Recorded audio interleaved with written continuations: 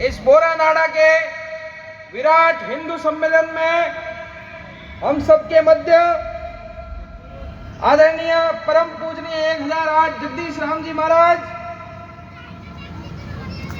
पूज्य संत राम मनोहर जी शास्त्री,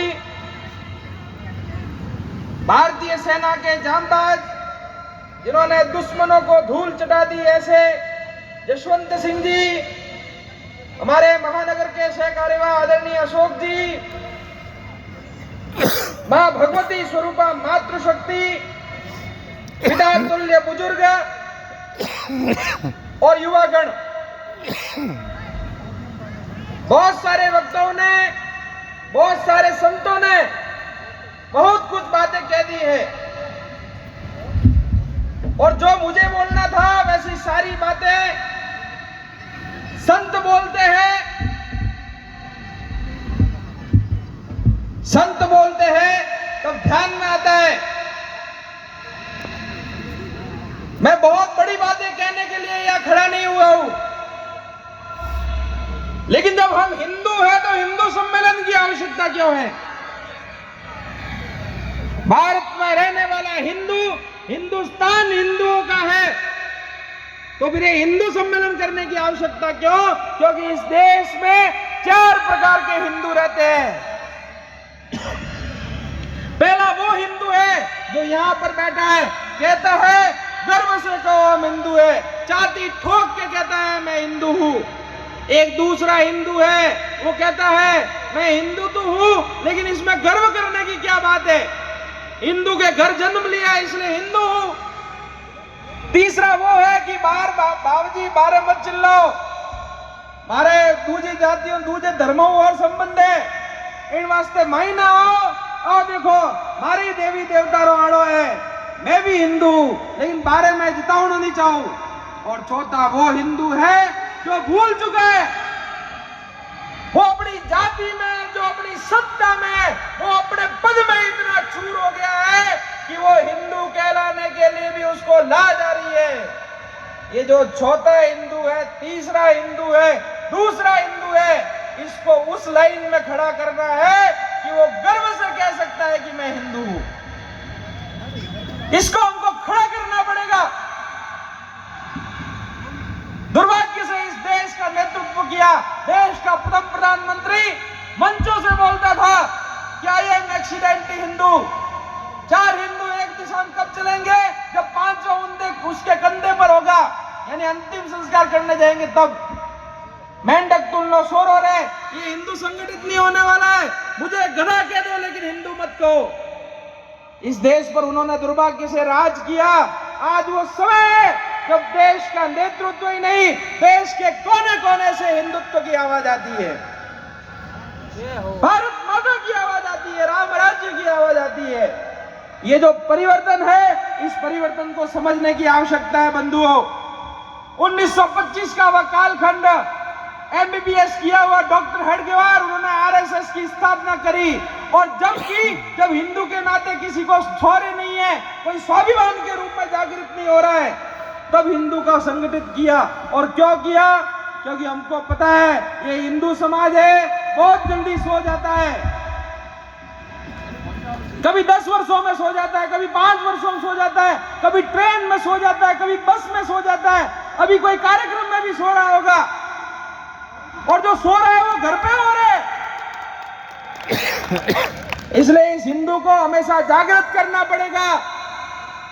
इस हिंदू को जागृत करने के लिए किस प्रकार के काम हो सकते हैं, इसके लिए डॉक्टर हेडगेवार ने आरएसएस की स्थापना करी कि ये जो समाज है, ये जो पुत्रवत हिंदू समाज है, ये कोई अब्दुल और आसिफ भारत को मां नहीं मानेंगे, भारत को मां आप लोग ही मानेंगे, क्योंकि आपका है देश, ये हिंदुओं का देश है। तो हिंदुस्तान का प्रत्येक हिंदू, जिसका कर्तव्य होना चाहिए ये कि मैं भारत को मां मानूं, और चौराहे पर खड़े रह करके, अभी अमर शहीद और उनका एक श्रद्धांजलि कार्यक्रम रक्तदान के ऊपर है, आप सब लोग खड़े हो करके भारत माता की जय बोलेंगे। लेकिन जब भारत माता की जय बोलते हो तो जम्मू कश्मीर से लेकर के केरल तक कटक से लेकर कटक तक जहां बैठा हुआ मेरा हिंदू भाई है, ये बांग्लादेश में जो जिसको जिंदा जला दिया दीपू चंद्र दास, उसकी भी चेहरा, उसकी भी छवि क्या हमारे मन में आती है क्या? फिर काहे का भारत माता की जय बोलते हो?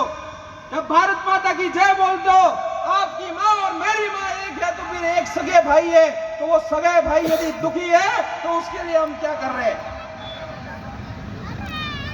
इसका विचार आज हिंदू सम्मेलन में करने की आवश्यकता है।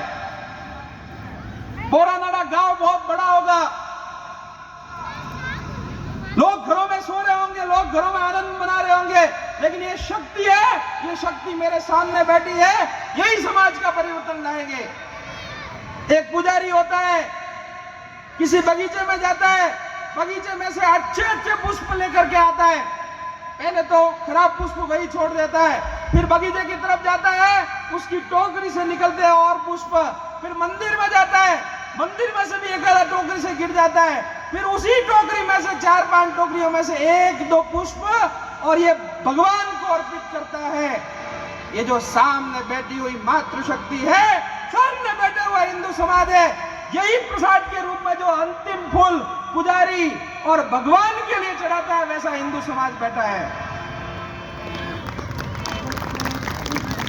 और इसके लिए आप सबको नमन करते हैं कि हम इस सब काम छोड़ करके अबार की जाति रो सम्मेलन भी होवे तो पांडाल भर जातो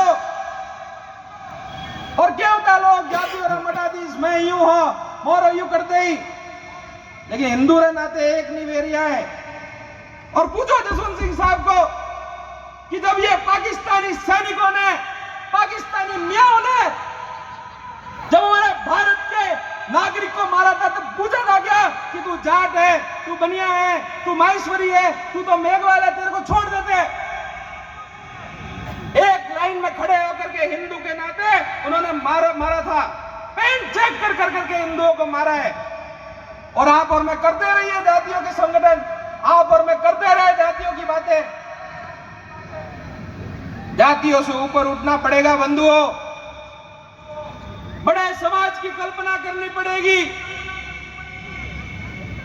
जब कोई भी बड़ी बात आती है तब हिंदू समाज के नाते खड़ा होना पड़ेगा। बहुत सारे महाराज जी आकर के और उन्होंने देशभक्ति की बातें की। कौन है हमारा आदर्श? शाहरुख खान, सलमान खान, ये जो फिल्मों में नचनिया गवैया, टिकटॉक और रील स्टार बनकर के आज के समय में आपके सामने, आपके बच्चों के सामने, आपके युवाओं के सामने जो आदर्श खड़ा हुआ है, वो हमारा आदर्श नहीं है। हमारा आदर्श है महाराणा प्रताप, हमारा आदर्श है शिवाजी महाराज, हमारा आदर्श ठंड की ठिठुर में हाड़ कंपाती सर्दी में खड़ा ये जसवंत सिंह राठौड़ है। ये है हमारा आदर्श, जिन्होंने अपने कैरियर की, जिन्होंने अपने समाज, घर की, परिवार की नहीं चिंता करते हुए और इस देश समाज के लिए काम कर रहा है। सामने बैठी हुई मातृशक्ति है, मेरे सामने विराजमान है। शिवाजी महाराज कैसे तैयार होते हैं? जब माँ जीजा तैयार होती है, इलाना देनी आपनी माँ हालरिए हुल रहा है, पूत सिखावे पालने मरण बढ़ाई माए। जब झूले में झूलाते हुए माता ये बोलती है, तब ध्यान में आता है पूत सिखावे पालने मरण बढ़ाई माए। इसलिए मातृशक्ति को विचार करना पड़ेगा, हमारे बच्चे को सांता बनाना है या महाराणा प्रताप बनाना है। हम भेजते हैं इंग्लिश स्कूलों में, सूट बूट टाई पहन करके, बोलता है मम्मी डैडी। धीरे धीरे वो बड़ा होता है, बड़े होकर के आप बाहर भेजते हैं, उसको कोई रिश्तों की दुआई नहीं है। क्या ऐसे बच्चे तैयार करने हैं क्या? भगवान श्री राम जैसे तैयार करने पड़ेंगे, प्रभु श्री लक्ष्मण जैसे तैयार करने पड़ेंगे। और उसके लिए आरएसएस की शाखाएं लगती है। आप अपने बच्चों को शाखाओं में भेजो। हम शाखा में नहीं भेज सकते तो हम घरों में क्या दिखाना है, कैसे दिखाना है, विचार करें। यहाँ पर भी बहुत सारी मातृशक्ति बैठी होगी, आप घरों में देखते होंगे ये जो घरों में देखते हैं 4 वर्ष का बच्चा है, 5 वर्ष का बच्चा है और उसके घर में वो बच्चा शांत नहीं हो रहा है, इसलिए फोन दे दिया। और आपको भी पता है, मेरे को भी पता है, इस फोन में क्या कंटेंट आता है। मेरी मर्जी से जो कंटेंट नहीं आता है वो हमारा 4-5 वर्ष का बच्चा देख रहा है। फिर कैसा हिंदू समाज खड़ा होगा? क्या वो सोने वाला हिंदू समाज खड़ा होगा या डरपोक हिंदू समाज खड़ा होगा, बब्बू हिंदू समाज खड़ा होगा? क्षमा करना, लेकिन मैं आज ये बात मंच से कह रहा हूं और बहुत जिम्मेदारी से कह रहा हूं। चेहरा नहीं दिखाने के कारण मां पद्मावती ने हजारों रानियों के साथ जोर कर दिया था। आज इंस्टाग्राम पे छोटी छोटी बातों पे, छोटे छोटे अवसरों पर आज के समय में हमारी मातृशक्ति की, हमारे पुरुषों की क्या स्थिति है हम सबको पता है। आप कल्पना कर सकते हो क्या कि कोई पुरुष खड़ा है, उसके सामने उसकी मां, उसकी बहन, उसकी पत्नी, ये जिंदा जोहर में जल रही है। और वो क्यों जल रही है? क्योंकि मेवाड़ सुरक्षित रहना चाहिए, भारत सुरक्षित रहना चाहिए, हिंदुत्व सुरक्षित रहना चाहिए। और उस जलने के बाद में जो राख बनती है, उसी राख को शरीर पे मल करके हमारे रणबांकुरे जाते थे मैदान में। और इसलिए कभी ईरान हुआ पर्सिया, कभी किस प्रकार की बहुत सारे देश जो घंटों में, दिनों में, वर्षों में अपनी सभ्यता खो चुके थे, लेकिन कभी अकबर आया, कभी बाबर आया, औरंगजेब आया, इतने अंग्रेजी आक्रांता है, उसके बाद भी 100 करोड़ हिंदुओं के रूप में यह भारत उपस्थित है। उसके पीछे कारण क्या है? उसके पीछे कारण मां पद्मावती, महाराणा प्रताप, सूरजमल जैसे योद्धाओं का है, जिन्होंने इस भारत माता के लिए अपना सर्वस्व समर्पित कर दिया। क्या भगत सिंह के सामने उसका परिवार नहीं था क्या? क्या भगत सिंह के सामने उसकी प्रेमिका नहीं थी क्या? भगत सिंह के सामने उसके सपने नहीं थे क्या? उन सब सपनों को तिलांजलि देकर के भारत को स्वतंत्र कराना, इसके लिए काम किया। इसलिए आज जो यहाँ पर घूम रहे हैं पार्क में, आज जो मैदानों में घूम रहे हैं, या जो घरों में सो रहे होंगे, उनको पता नहीं है कैसे स्वतंत्रता आई है। इस चरखे से आजादी नहीं आई है, लाखों लोगों ने बलिदान दिए, गर्दन कटाई है, उसके बाद में ये सब प्रकार की स्वतंत्रता मिली है। बंधुओं, आने वाला समय बहुत विकराल रूप का है। मैं कोई डरा नहीं रहा हूं, मैं कोई गप्पे नहीं लड़ा रहा हूं, या मैं कोई ये सांप्रदायिक उन्माद नहीं फैला रहा हूं। अरे 1990 में कश्मीरी पंडित मेरे जैसे युवाओं और बहुत सारे प्रौढ़ ऐसे इस प्रकार के गोरे चिट्टे और अपने अमीरी की धौंस बताते हुए कश्मीरी पंडित घूमते थे। आरएसएस का, बजरंग दल का कोई व्यक्ति कहता था, आपके घर में ये जो अधार्मिक, आपके घर में जो ये विधर्मी, ये तुम्हारा मजदूर काम कर रहा है, कल उठ के तुम्हारी गर्दन उड़ाएंगे। उन्होंने कहा तुम्हारा प्रोपेगेंडा है, तुम बीजेपी वाले हो। 1990 में उनके धार्मिक स्थानों से ऐलान हुआ, अपनी बहन बेटी यही छोड़ करके भाग जाओ, नहीं तो तुम भी मारे जाओगे। ये मैं बहुत पहले की बात नहीं कह रहा हूं, आज से 35 वर्ष पहले की बात कह रहा हूं। इसलिए हमको विचार करना पड़ेगा। आग लगी है तो घर तक आनी है, वो घर तक नहीं आए इसके लिए लगे रहिए।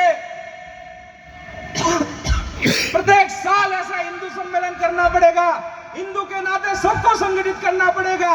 जो नहीं हो रहा है उसको जिद पूर्वक लाइए और बैठाइए एक जाजम पर। ये टेबल ठोकने वाला, बात बात पर जातिवादों की बात करने वाला, बात बात पर अपने खुद के अधिकारों के लिए लड़ने वाले लोग आदर्श नहीं हो सकते, और उसके लिए बहुत बड़ा विषय नहीं है। हमको हिंदू समाज के लिए बंधुओं काम करना पड़ेगा। कहने के लिए आज बहुत है, लेकिन बस इतना ही संकल्प लेना है। ये परिवारों के लोग आए हैं, मातृशक्ति आई है, बुजुर्ग आए हैं, हम परिवार को संभाल सकते हैं। परिवारों को संभालने का काम करिए। यह परिवार जो अपना संस्कार खो रहा है, उस संस्कार में वापस कैसे आ सकता है, इसके लिए देवी देवता को पूजते हो, 7 दिन में एक बार उस देवी देवता के 1-2 श्लोक, 1-2 भजन पूरे परिवार के साथ बैठ करके गाइए। ये गाने पढ़ेंगे तब जाकर के हिंदू समाज जागृत होगा। हम बोलते हैं भारत को विश्व गुरु बनाना है, हम बोलते हैं भारत को विश्व में स्थान दिलाना है। अरे आपके कोलगेट से लेकर के आपके टूथपेस्ट, टूथब्रश से लेकर के हर एक खाने की चीजें सभी विदेशी आ रही है, और आप खड़े होकर बोलते हैं नहीं नहीं भारत को आगे बढ़ना चाहिए। अरे कैसे बढ़ेगा?